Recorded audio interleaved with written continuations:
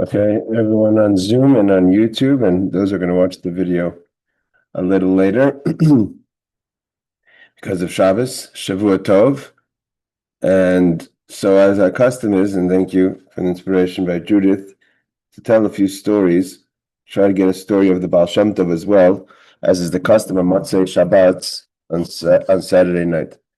So, um, two stories, the one that leads into the next, Chazaras HaShatz, and possibly a third story, where the second story is actually fascinating, and I'm still waiting for more details from the author of the story that hopefully I'll get later today and update the class.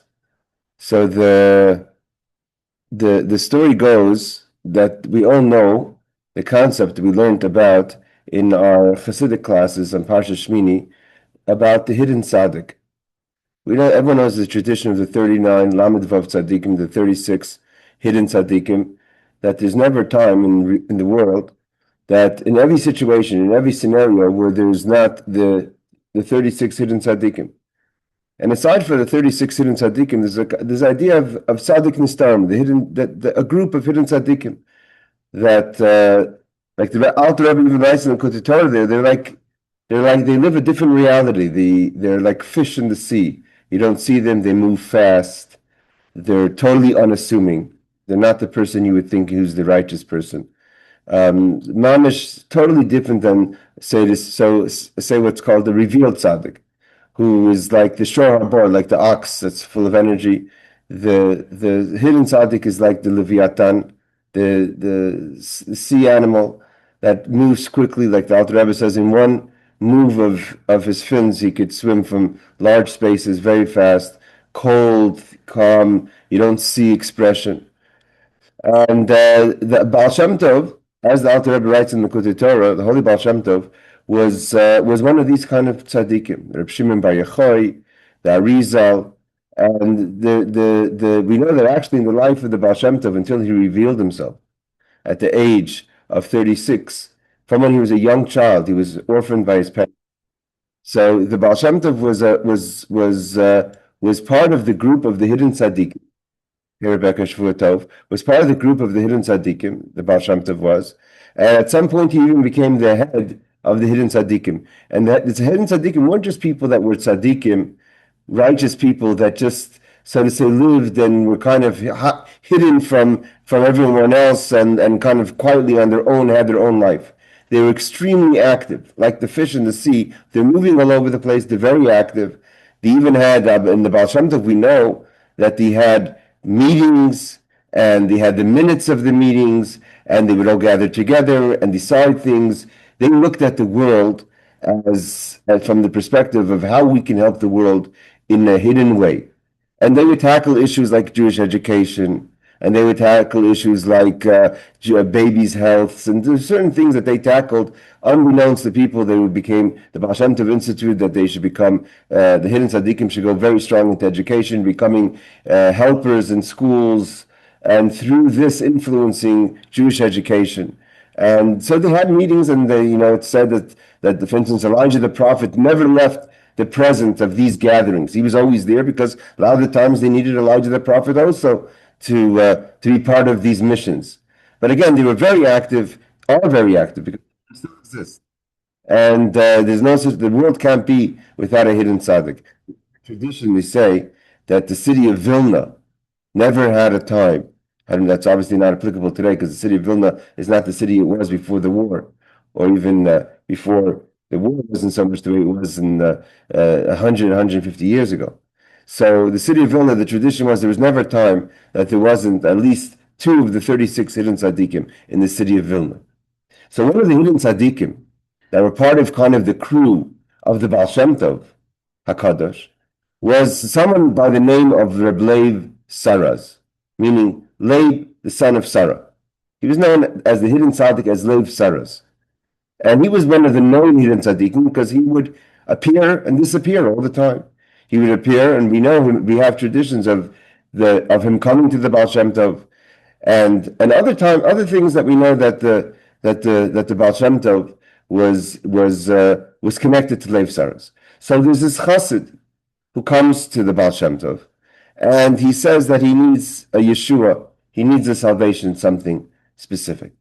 And the Baal Shem Tov tells him that the only person that can help him is Lev Saras. So he goes, but how am I supposed to find Lev Saras? We know that he's hidden. We don't even know his identity. No one's recorded what he looks like. We can't. How am I supposed to find Lev Saras? So the Baal Shem Tov said to him, go to such and such a village on such and such a day, and come there like a little early in the early afternoon, and go to the local krechma. We know, we've learned many times about the krechma. The krechma was the local pub that was really run usually by the Jews. They usually had the lease on the pubs. That was also like a motel. So upstairs was a motel and downstairs was the pub. And that's a place where people would pass either to take lodging or to eat. So wait there by the pub, by the krechma. And you'll see a group of poor people coming through. And look at the group of the poor people passing through as they would, and have a few kopecks, a few shkalim that they had, and they would buy a drink and something warm to eat in their travels from city to city collecting money. And look for the most obnoxious, most despicable of all of them, someone you would mamish want to stay away from, and go over to him and tell him that you're here on a mission from the Baal Shem Tov, and I know that you're Lev Saras and you have to help me in my Yeshua, in my salvation. So sure enough, he goes to this in this city on this and this date, and he comes there on the time that the Baal Shem Tov told him in the early afternoon, and he sits in the krechma and he waits, he gets a good seat so he can see everyone coming and going. They shouldn't miss this opportunity. And sure enough, towards the evening or late at night, a group of poor people come passing through, and they're all not in a good mood. They're traveling, they're away from their families, and it's obviously not a pleasant experience. And there's one person that was particularly obnoxious and particularly foul-mouthed. He had a horrible language about him, shouting at everyone, cursing at everyone, really horrible. So she figured this must be the guy, this must be him. So he goes over to the person and says, what do you want from me? He starts shouting at him, what do you want from me? How dare you bother me? And I'm here to just get some food while you were harassing me. And of course, he loads on him a whole heap of curses. He says, the Baal Shem Tov told me that you have to help me. And I know that you're Lev Saras. So he obviously takes him to, he listens to his he listens to his issues, and he blesses him with what he needs blessing. And of course, he disappears back off into the unknown. So we say this story because I read a story that I wanted to share. That's something that we talk about stories like the hidden tzaddikim and how they're in their disguises and hidden operations that we don't know, unassuming. And we think those are stories from once upon a time, and they're not stories that happen today. So here, I read a story, and I know the author. The author is Yerachmiel Tillis. It's a printed story. Yerachmiel Tillis, I know, he lives in Tzfas. Rabbi Yerachmiel Tillis, he runs the Ascent program in Tzfas, which is a program for Baalei Tshuva in Tzfas. I know very well his son Yehuda Tillis, and I'm telling you this because this story is so fascinating that I actually sent Yehuda a message after Shabbos. I said, "Run the story by your father, and I want more details." But the story is like this. I don't know the year because in the story he doesn't write the year, but I'm assuming this story has to have happened sometime in the 50s, 60s, 70s, or 80s of the past century. So the story is like this. There was a woman who lived in a village in Eretz Yisrael. And she was, her and her husband lived in this this religious Shabbos observant city, village somewhere in Eretz Yisrael. And she and her husband were trying to have children. And from when they started to have children, they were having extreme difficulties in the pregnancy.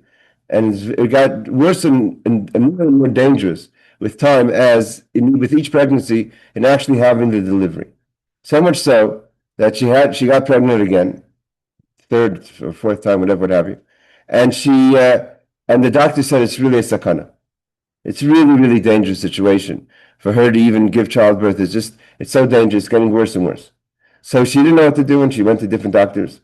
And being a religious woman, she started to go to the different kvarim, the different grave sites in Eretz Yisrael, davening by the great tzaddikim that were buried there, to daven for her, so that she should have this healthy childbirth. She wanted to have the child, and she went to different tzaddikim, live ones, that gave her blessings, but she was very nervous and very uncertain and very uncomfortable with the situation and the diagnosis and the doctor's warnings.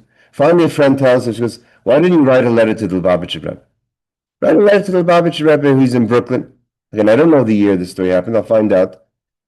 And she at first is not, I don't know the Lubavitcher Rebbe, not in Brooklyn. So she, but finally her friend says, "Of course, what's the big deal? You're going around looking for brachas. This is the Lubavitcher Rebbe. Write him a letter and tell him your story."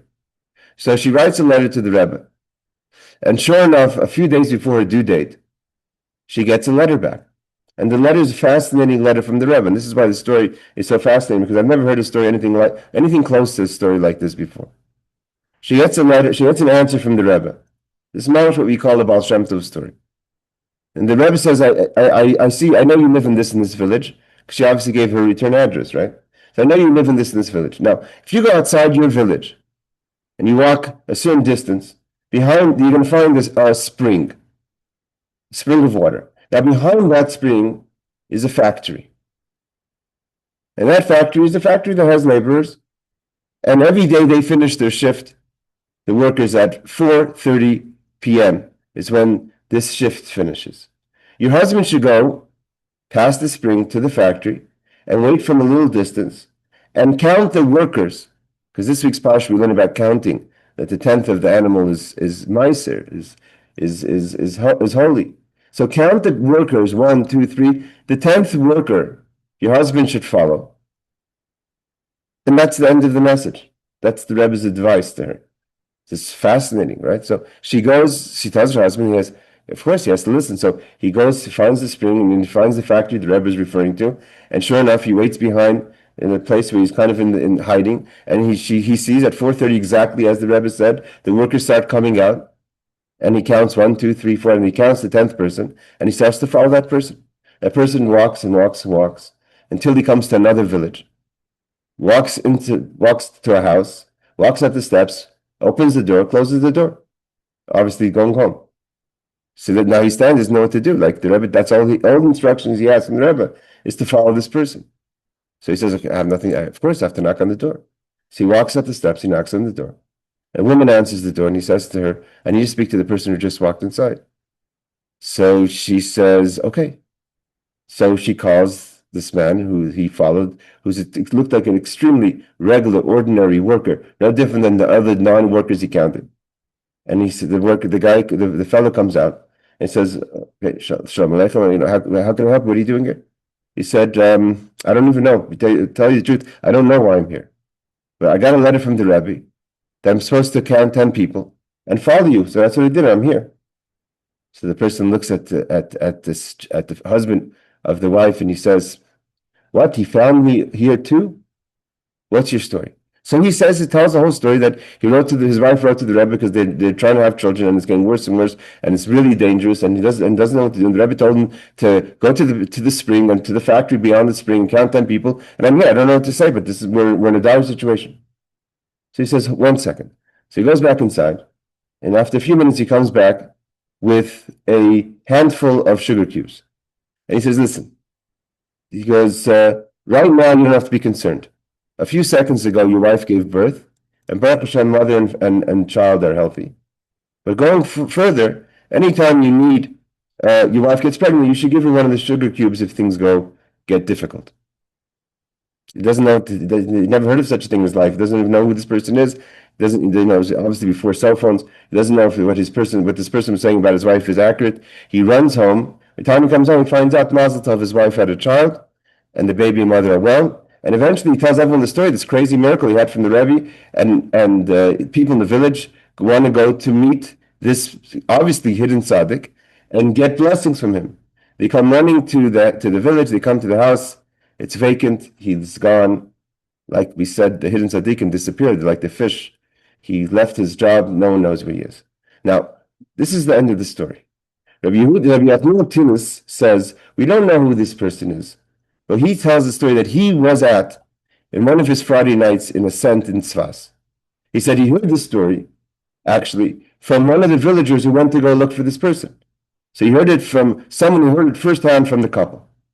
But one night, one Friday night, as they do till today in the scent, where they have great meals on Shabbos, they're having a meal, and he says this boy, a yeshiva boy, who is obviously not from a Chabad yeshiva, says, I would like to get up, and again, I don't know the years of these stories. I'm trying to find out. I sent a message to Rabbi Tillis' son to find out what years these happened. But this comes a little bit close to home to some of our members of our community on Zoom in our classes. He says this Bacher gets up, he says he's a yeshiva student, and he wants to say a story to the Lubavitcher Rebbe. So he says, sure, they let him say a story. He says, I heard this story from my brother-in-law, who heard it from his chavrusa in Chaim Berlin Yeshiva. And he starts telling a story that's almost exactly similar to this story of a woman who's having heart problems with childbirth, and she went to the doctors. And they wrote to the Rebbe, and the Rebbe said, but this time the Rebbe said, take a flight to the Pacific Northwest. So that's close to home. I'm from the Pacific Northwest, and Dr. Dershowitz, and Judith, and Dr. Henkin, all those from Seattle, Barbara from the Pacific Northwest, and Jake Salmon, and Harry. So so he said to go to the Pacific Northwest, a small city outside. I don't know if it's outside Seattle or what, and to take a taxi in a car and to drive and knock on the door. The same thing, knock on the door and tell this person, the Rebbe said, send me to you, or to count 10 people. I don't remember the details. It doesn't say the details of how exactly they've tracked this person down. And again, the person says, what? He found me here again. And the same thing, he gives him the sugar cubes. This time he takes a flight back. He makes it back right before his wife has to give birth. She has the sugar cube, and she has a healthy birth. He himself gets back on a plane to fly back and meet this person. He comes back, and of course, he checked out. He's no longer part of any job that he had over there. He moved, disappeared again. This person went back and told the Rebbe the story, and he said the Rebbe just smiled. So these are fabulous stories. I don't know. We who live in Seattle, we don't know. The Dershowitzes who host so many people, very likely they could have met this point, hosted this person, even had this person for a Shabbos meal. We don't know who he is. I don't know enough details of where exactly in the Pacific Northwest he was, but I'm assuming somewhere around the Seattle area. So it's a wonderful story. All right, let's learn a little bit of halacha.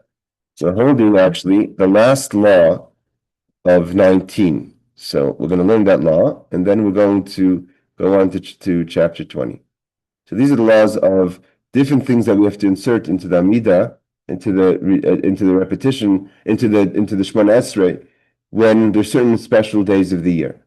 So it says like this: B'yom HaTainus, on fast days, bein b'tainus tzibur, bein b'tainus yachad, whether it's a private fast day or a communal fast day. Omen b'tfilas hamincha b'birchas Shema Koleinu, in the mincha, the Shema Koleinu, which is the last of the quests before we go to Ritzei, which is the last 3 blessings. We say the special tefillah known as Anenu, which is a special thing that we insert into the Shemoneh Esrei to acknowledge and to pray with regard to whether it's a private or communal fast. When we reach the B'chol Eis Sar V'Tzuka, in the finished off the blessing, we say Ki Ata Shmeya, we go back to Ki Ata Shmeya, and we say Baruch Atah Hashem Shomei Tefillah. V'im Shachich Milei Anenu, what happens during a fast? You forget to add the Anenu.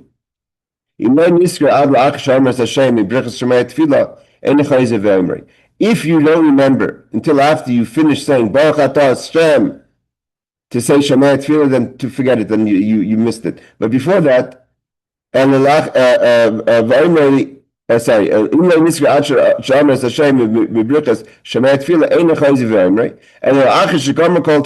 when you finish the whole davening,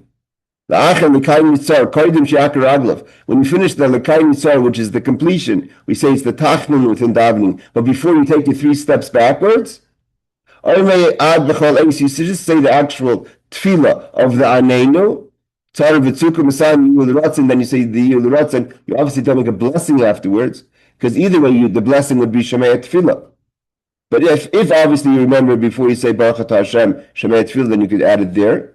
Otherwise, you add it at the end of L'kai Nitzar before you take the 3 paces back, you say the tefillah for the fast, and then you say Yilul Ratzon is how you would complete.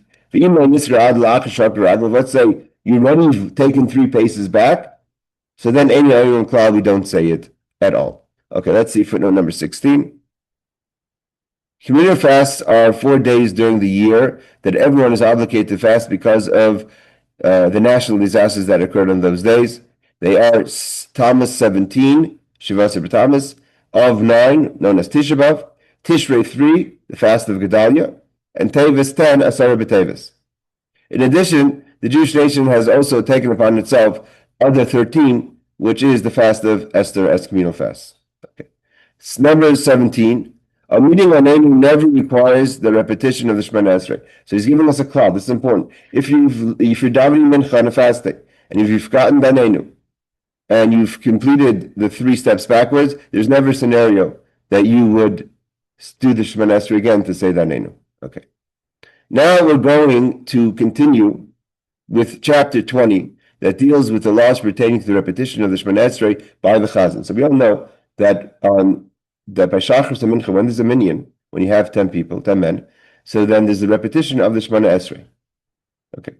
So he says like this, when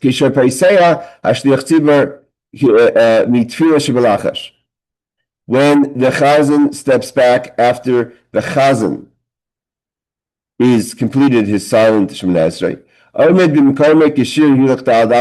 he should wait for the time it would take to walk 4 amos, about 8 feet, 6 to 8 feet, which obviously not that long of a time.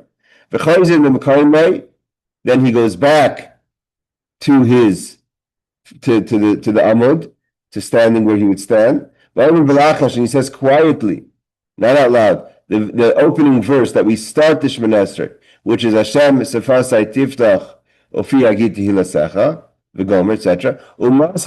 Then he says in a loud voice, Baruch atah, he starts the repetition of the Shemoneh Esrei with the first blessing. Meaning the Hashem sefasai tiftach he should say, but that he says silently. Okay,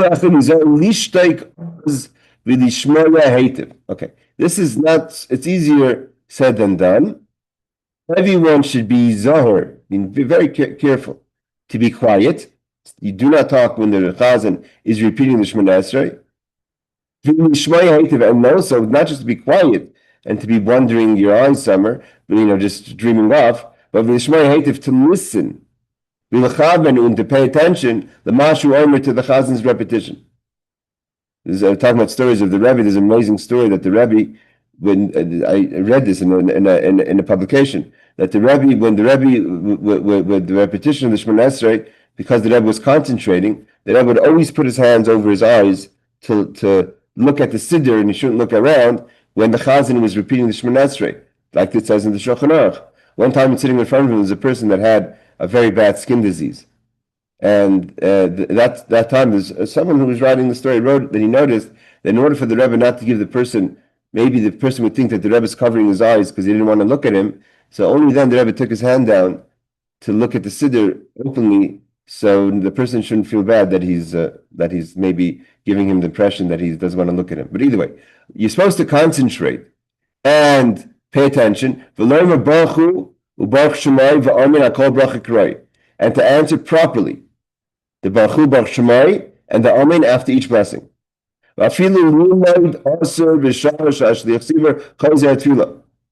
Even to study Torah, while the Chazzan is repeating straight, is not allowed. And the Kitzur says we shouldn't even have to mention that wasteful talk, around with fellows in the shul or upstairs in the ladies section, should not be happening during the repetition of the Shemoneh Esrei.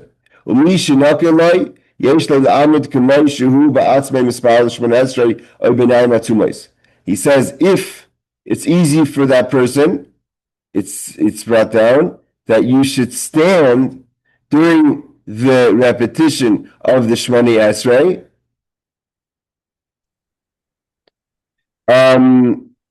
Your eyes either closed, he says over here, your eyes either closed or following the Chazzan's, what the Chazzan's chanting in the Siddur.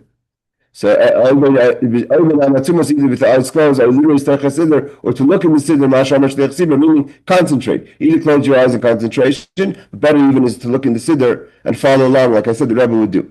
There are those who have the custom, and I've seen this custom till today, that after the Chazzan says the Kedusha, the Nakdishach, Chotz and Tefillin Sharashi, Manich and Tefillin Rabbeinu Tam. That's the time they choose to take off the Rashi Tefillin and put on the Rabbeinu Tam. Those who put on Rabbeinu Tams. Rabbeinu Tams, Rashi is the main tefillin that all men wear. If you wear one pair of tefillin, it's Rashi's tefillin. Chassidim and others have the custom to also wear a second pair of tefillin afterwards. Like I have that custom, Chabad has the custom, which is the Rabbeinu Tam. Rabbeinu Tam is, of course, the student, we learn about him in Tosfos, the student of the grandson of Rashi. And then there's another two pairs, the Shmoshe Rabbi and the Ravid. Those are for only very unique individuals. That's something that only a handful of people put on 4 pairs of tefillin. But 2 pairs of tefillin are more common. So some people have the custom that when they put on the second pair of tefillin, the Rabbeinu Tam, is that they take off the Rashis, they put on the Rabbeinu Tam during the repetition of the Shemoneh Esrei, and the Kitzur says, V'osim shleik adin. What they're doing is wrong, it's not according to the law.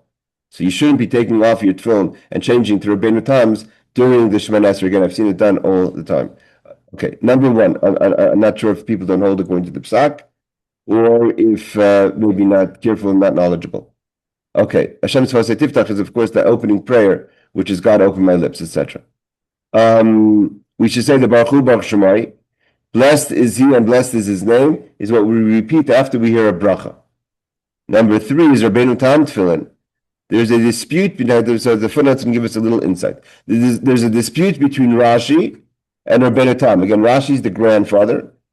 Rashi had daughters. So this is a dispute between Rashi and his grandson, the Rabbeinu Tam. The dispute is as to the order of the insertion of the parshias into the tefillin. We know that the tefillin has 4 parshas. Shema, V'haya, V'haya, so the question is, what is the order of the tefillin, the parshas in the box on top? So many pious people have a second pair of tefillin made according to Rabbeinu Tam's specifications. The proper time for putting on the second pair of tefillin, the second pair is after Uval Etzion. So when you should be changing it is after Uval Etzion. In Chabad we change it after Aleinu. Yes, Aaron. When we say the prayers before the repetition, we have to say them out loud only so we can hear them. So you have to move your lips. When it's repeating, is that the same? Say that again. Okay, when we're not repeating it, we're saying it for the first time. We have to move our lips and say it so we can hear it, but no one else can. The silent Shemoneh Esrei. Right. So when we do it, repeat it, do we have to do the same, say it alongside them, or are we silent? No, be silent. Either, like he says, either closing your eyes and listening, or the best thing is to follow along. But the follow along, like with your finger, like, watching, but not saying the words, just looking in the Siddur as the Chazan's repeating the words. Okay, thank you. We're catching one last law. Chazaras Tfilas HaShliach Tibur, Kfar Yispal T'nei Atzim Lachash. When the Chazan repeats the Shemoneh Esrei, because the Chazan himself has already said the silent Shemoneh Esrei, as Aaron pointed out, and the only reason he's repeating the Shemoneh Esrei is for the listeners, because we know that there are some people who can't pray, and therefore they are yotzi. The Chazan is mitzi them. He's saying for them the Shemoneh Esrei. Therefore, you follow along. There has to be 9 people that are listening and responding. The Baruch Hu Baruch Shemai. So you shouldn't be saying wasteful blessings. Why is it wasteful? Because, like he says, he already said the silent Shemoneh Esrei. So why is he repeating it? There has to be a million of 9 people that are going to listen. Otherwise, it's a bracha v'atala. This comes up again all the time. You have, let's say, a very exact minyan, or around an exact minyan, 10, 11 people. The